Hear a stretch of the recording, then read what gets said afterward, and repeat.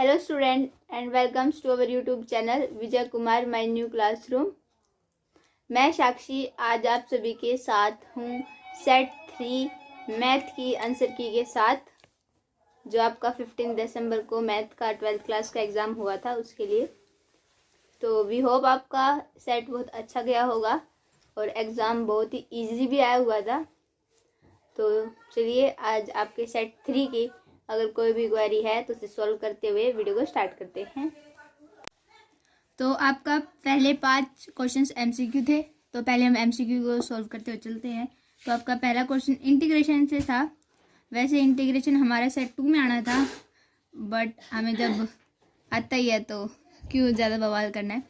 तो ये आपका इंटीग्रेशन था और इसमें लिमिट पुट करके दिखानी थी। तो आप सभी जानते हैं ये a² + x² का फार्मूला है, जो इज इक्वल टू होता है 1/a होता है वैसे तो, बट a यहाँ पर 1 है तो हम लिखेंगे नहीं उसको। तो tan इनवर्स x और इंटीग्रेशन ख़त्म हो चुका है, पर हम लिमिट रख रहे हैं इसलिए यहाँ पर c नहीं लगाएंगे। तो ये हो गया tan inverse 1 minus tan inverse 0। tan inverse 0 0 होता है और 1 π/4 होता है, इसलिए आपका आंसर आ गया π/4। तो आपका फर्स्ट एमसीक्यू बहुत ही आसान था इस वे में। सेकंड की तरफ चलते हैं। Integration of sin 7x dx, और जिसकी पावर हमें रखनी है π/2, लिमिट रखनी है हमें, और π/2 से -π/2। तो हमें साइन का डेरिवेटिव पता, इंटीग्रेशन पता है माइनस कोस, और पावर 7 है और इंटीग्रेशन में हमारी पावर होती है प्लस /8। दोबारा से हम लिमिट रखेंगे π/2 से -π/2, और हम जानते हैं π/2 पर कोस 0 होता है, सभी को पता होगा। तो कोस 0, और अगर ये भी रखेंगे तो भी 0 ही, तो हमारा आंसर 0 इसका ठीक है। क्वेश्चन नंबर 3 की तरफ चलते हैं। y² = 9x, x = 2 and x = 4 and x axis in the first quadrant। ये हमारा क्वेश्चन लिया गया है 8.1 का, क्वेश्चन नंबर 2 है मे बी ये। तो ये हमारा पैराबोला हो गया अपवर्ड। ये हमारी लाइन है straight line parallel to Y axis, और ये भी वाई एक्सिस से पैरेलल है।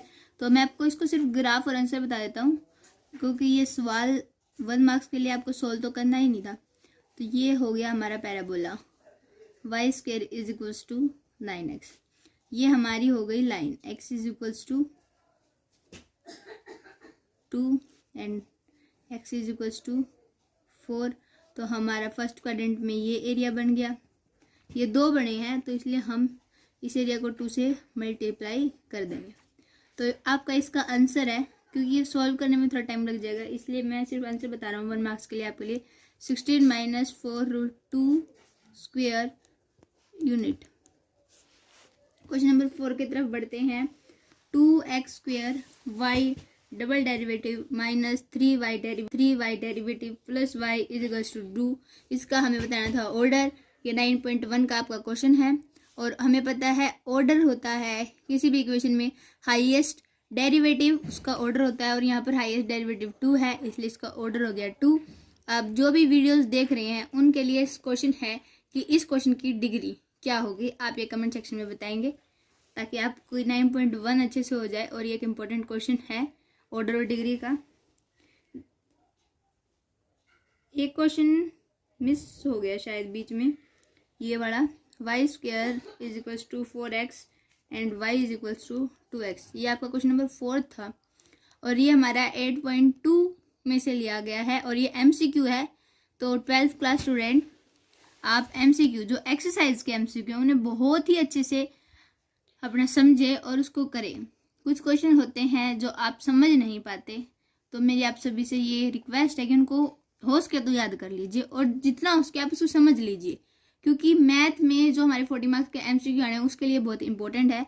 और ये हमारे 8.2 का MCQ ही है, जिसका आंसर है 1/3। ये क्वेश्चन थोड़ा सा 4th ये है और 5th ये है, थोड़ा सा ये आगे पीछे हो गए थे।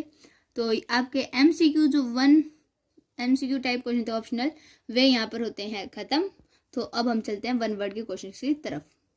तो आपका क्वेश्चन नंबर 6 जो 1 मार्क्स के लिए था, इस क्वेश्चन के आपको जनरल सॉल्यूशन निकालना है, और जनरल सॉल्यूशन हमें सिखाया जा रहा है 9.4 में। तो हमें यहाँ पर जो x वाला है उनको एक तरफ और y वाला इनको एक तरफ, तो आप देख सकते हैं y वाला यहाँ आना चाहिए था, x वाला वहाँ, तो इसकी क्रॉस प्रोडक्ट कर देते हैं हम। तो ये हो गया dy अपॉन 1 + y² और ये हो गया dx अपॉन 1 + x²। दोनों को इंटीग्रेशन लगा दीजिए। अगर आप इसको नेक्स्ट स्टेप में करेंगे तो और अच्छा है, टेक इंटीग्रेशन बोथ साइड लिख कर करेंगे। तो अभी हमारे एक MCQ में भी ये सेम क्वेश्चन आया था, तो हम इसको सॉल्व करेंगे। ये 1 + x² = होता है 1/a tan inverse x/a + c। ये आपने 7.4 एक्सरसाइज से पहले जो फार्मूले दे रखे हैं उनमें से है। तो इसमें हम a तो 1 ही है तो हम इसको लिखेंगे नहीं, तो tan inverse y = tan inverse x + c आपका आंसर था। तो क्वेश्चन नंबर 7 की तरफ बढ़ते हैं, जो था dy/dx √4 - y²। इसके भी हमें जनरल सॉल्यूशन ही बताने थे, तो ये हमारा x उधर लेके चलते हैं हम। √4 - y² = dx इंटू, सॉरी इसको नीचे ले आइए, dy √4 - y² = dx। अब अगेन इंटीग्रेशन बोथ साइड। अब अगर आपको याद हो तो ये फार्मूला हम इसको ऐसे लिख सकते हैं, 2 का स्क्वायर माइनस y का whole square dy = dx, sorry 20 side. तो ये हमारी आइडेंटिटी होती है a² - x² under the root वाली। तो अगर आपने इसको याद किया तो ये इक्वल टू होती है साइन इनवर्स y/2 x/a होती है। तो यहाँ पर जो वैल्यू मैं डायरेक्ट वो रख रहा हूँ = x + c। तो ये आपसे पूछा गया ट्रू या फॉल्स, तो आपका answer yes true is right होगा। तो क्वेश्चन नंबर चलते हैं 8 की तरफ। तो क्वेश्चन नंबर 8 आपका प्रोबेबिलिटी से था, तो उसमें गिवन है PA = 0.8, PB 0.5, PB/A = 0.4 और आपको इसका इंटरसेक्शन निकालना था।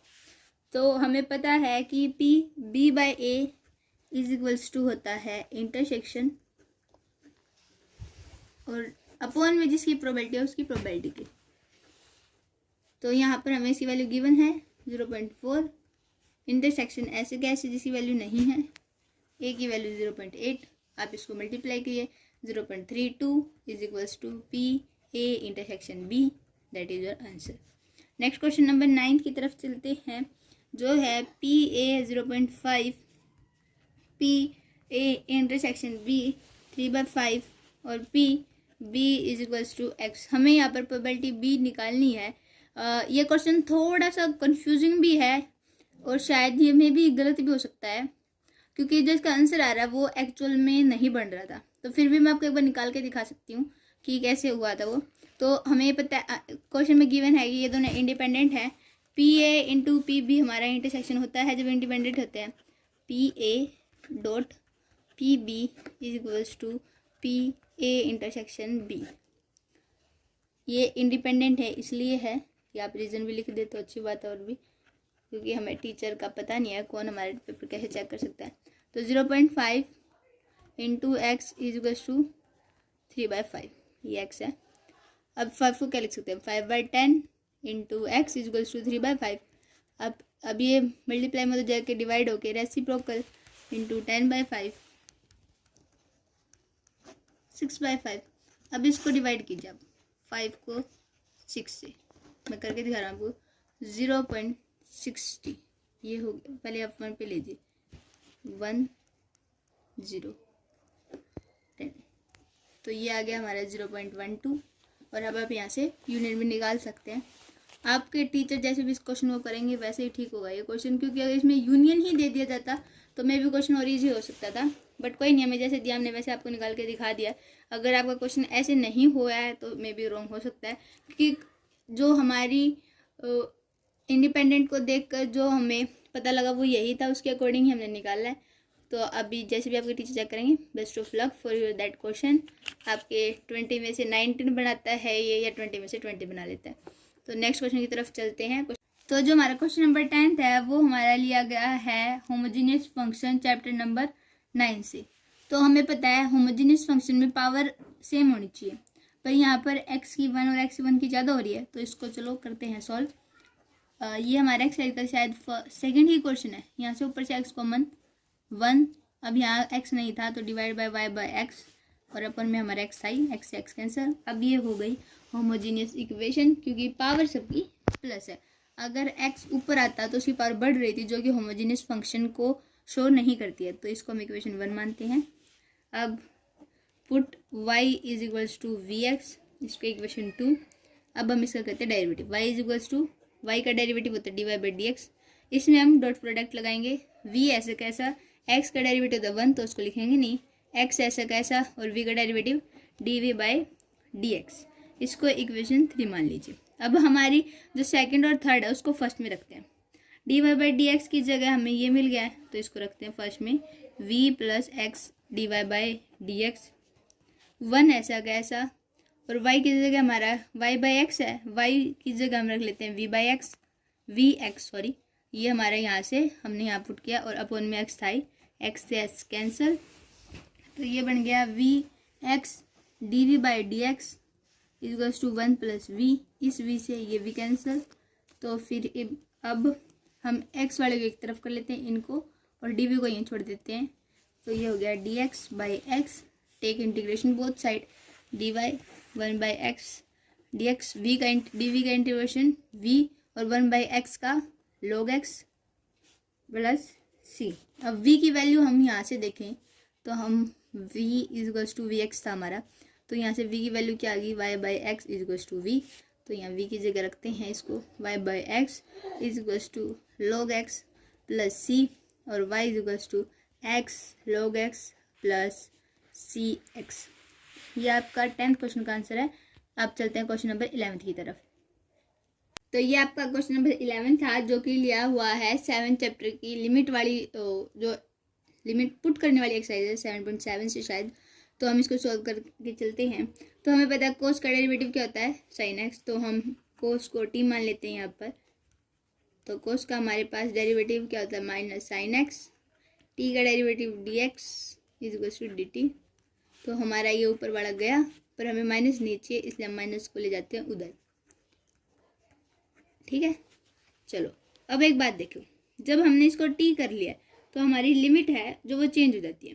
तो अब देखते हैं, जब x इज इक्वल्स टू है 0, तो t क्या हो गया, कोस 0, और कोस 0 कितना होता है 1। तो जब हम 0 की जगह अब लिमिट क्या करेंगे, पुट 1। फिर हम रखते हैं जब x is equals to pi by 2 है, तो t is equals to cos pi by 2, और कोस पाई बाई 2 कितना होता है 0। तो पाई बाई 2 की जगह हम लिमिट रखेंगे अब 0। तो अब लिमिट हमारी चेंज होगी, पाई बाई 2 की जगह 0, और 0 की जगह हम लिख दिया 1। ये वाला जो हमारा पूरा था इसको हमने डी टी में चेंज कर लिया, माइनस को बाहर रख लेते हैं, D T upon 1 plus T square. और इस पेपर में ये फॉर्मूला मैं शायद तीसरी बार यूज़ कर रही हूँ, टेन इनवर्स का दोबारा से। तो चलते हैं, टेन इनवर्स टी हमारा, और लिमिट माइनस बाहर ऐसे ही 0 1, तो रखते हैं tan inverse 0 minus tan inverse 1। 0 की वैल्यू हमारे पास 0 ही होती है, और माइनस की पाई बाई 4, ये माइनस इसका है, और 1 की जगह माइनस माइनस होता है हमारा प्लस, तो ये आ गया पाई बाई 4 आपका आंसर।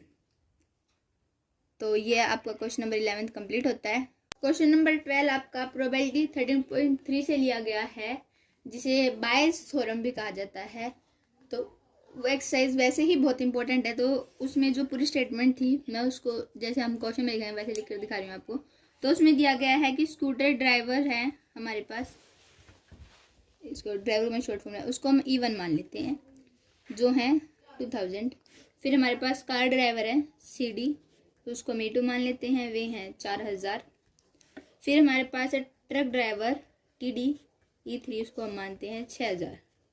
और हमारे पास टोटल कितने हो गई है 12000। तो अब हम पहले इन तीनों की प्रोबेबिलिटी निकाल लेते हैं जैसे बायस थ्योरम में करते हैं। तो 2000 अपॉन 12000, तो वैसे तो 2 और 12 भी कट रहा है, पर अकॉर्डिंग टू आगे जो हम पुट करेंगे फिर हमें कंफ्यूजन ना हो और हमारी कैलकुलेशन बढ़े ना, इसलिए हम इनको ऐसे कैसे छोड़ रहे हैं। 0 से 0 कम्प्लीटली कट रही है तो उनको काट देते हैं। हाँ, अगर 0 भी ये होता ऊपर 2 और नीचे 3 है तो हम उसको नहीं काटते। और ऐसे PE3 की। अब हमारे क्वेश्चन में गिवन था कि हमें एक्सीडेंट्स बताने हैं, इतने इतने एक्सीडेंट हुए हैं और एक्सीडेंट की हमें प्रोबेबिलिटी गिवन है, तो हम वो निकालते हैं। ए हमारा हम लेट करते हैं कि ये जो एक्सीडेंट अकर हुए हैं उनको हम लेके चल रहे हैं। तो एक्सीडेंट हुए स्कूटर ड्राइवर के कितने गिवन है क्वेश्चन में, 1/100, 0.1 होगा शायद वो वहाँ पर। तो हम उसको प्रोबेबिलिटी में चेंज करेंगे, तो हम उसको पॉइंट से हटा रहा हूँ मैं उसको, 3/100 और प्रोबेबिलिटी ऑफ A/E3 हो गई हमारी 15/100। अब हमें वहाँ पूछा गया है कि ये बताइए कि जो ड्राइवर है, ड्राइवर तो ये 3 हैं, जो एक्सीडेंट हुए वो स्कूटर ड्राइवर के हैं। तो हमने इसको बायस थ्योरम से क्वेश्चन करना है, तो इसकी तरफ चलते हैं आगे। तो देखिए P(E1/A) लिखेंगे क्योंकि हमें पहले ड्राइवरों से एक्सीडेंट निकालनी है। तो उसका फार्मूला होता है E1/A की प्रोबेबिलिटी 12 इंटू 1/100 अपन दोबारा से E1 की प्रोबेबिलिटी इंटू A/E1 की प्लस E2 की प्रोबेबिलिटी इंटू A/E2 की और फिर थर्ड की भी सेम। तो ये हमारा हो गया 2/1200 और बड़ी सी फ्रैक्शन के साथ दोबारा 2/1200 प्लस 12/1200 प्लस 19, 56 या 90। शायद सबको टेबल यहाँ आती होंगी, तो क्लास स्टूडेंट को थोड़ी सी तो आनी चाहिए ना, तो ज़्यादा नहीं थोड़ी बहुत आनी चाहिए सबको, ठीक है। तो ये हमारा टोटल कितना हो रहा है, क्योंकि एल्सियम तो सेम ही है 1200 और ये हमारा टोटल हो रहा है 104। 1200 से 1200 कैंसिल, 2 से हम इसको निकाल लेते हैं, तो हमारा आंसर आता है 1/52। और यहाँ पर आपके 2 मार्क्स के क्वेश्चन भी कंप्लीट होते हैं। अब हमारा सिर्फ एक क्वेश्चन जो 5 मार्क्स के लिए इम्पोर्टेंट था उसकी तरफ चलते हैं। क्वेश्चन नंबर 13 है जो आपका, वो लिया गया है 8.2 से। और ये ट्रायंगल वाला क्वेश्चन हमारे 12th क्लास के सिलेबस में, ट्रायंगल हमें एरिया ऑफ ट्रायंगल आप सभी को 10th तक सबने सीखा है, 1/2 बेस इनटू हाइट।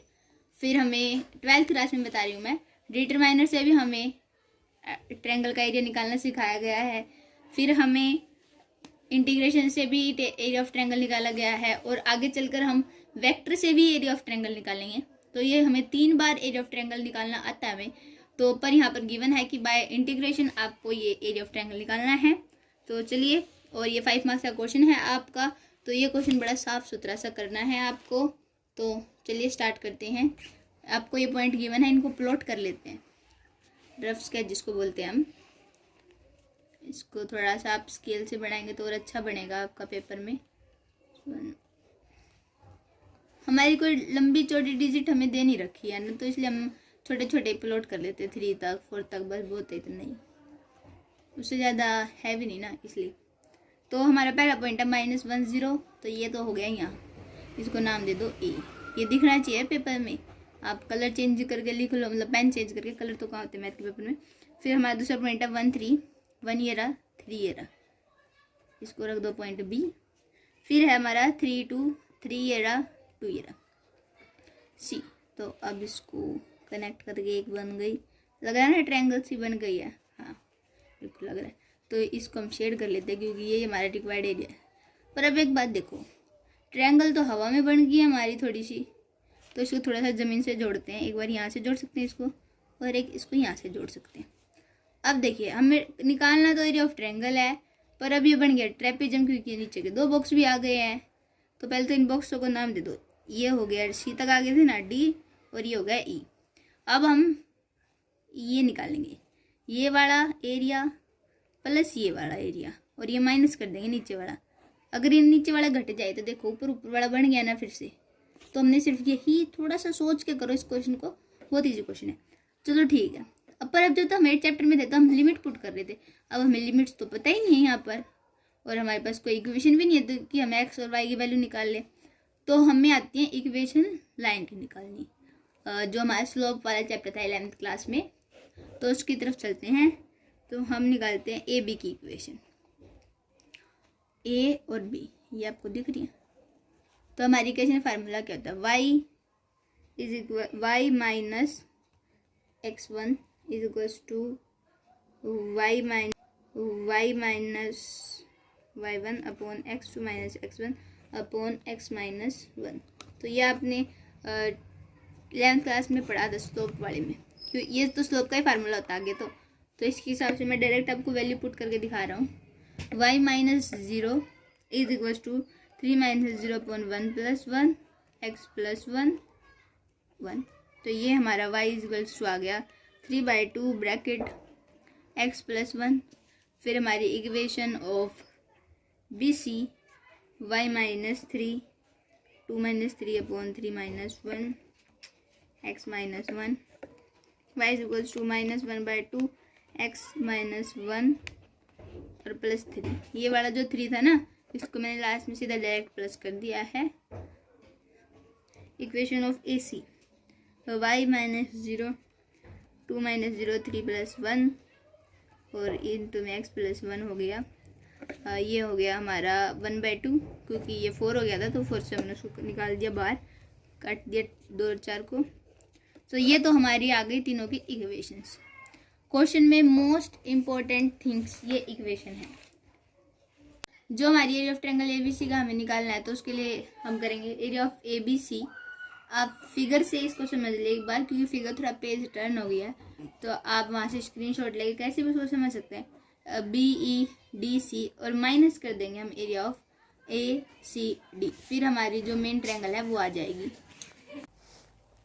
ठीक है चिल्ड्रन, तो अब बता दीजिए 12th क्लास स्टूडेंट्स कि हमने आपको सिलेबस पर दिया, डेट शीट पर भी दिया और बिल्कुल वही आया है जो हमने आपको बताया। आगे भी आपको किसी भी तरह का क्वेश्चन है आप हमें ज़रूर पूछिए, लेकिन अब हमें आपको बताना है कि आपके कितने मार्क्स 20 में से आने वाले हैं। सेट 2 में भी आपने बताया, सेट 1 में भी बताया, तो सेट 1 2 3 के सभी वीडियोज़ मैं आपको भेजने वाला हूँ, डिस्क्रिप्शन बॉक्स में पड़े हैं। और फाइनल के भी मैंने 2019 2020 21 के सारे जो हैं वीडियो बनाए हुए हैं। आप देख लें कि किस तरह का क्वेश्चन एग्जामिनर का जो एक लेवल है, किस तरह के क्वेश्चन आते हैं, ये आपको जानना बहुत ज़रूरी है before entering your examination centre.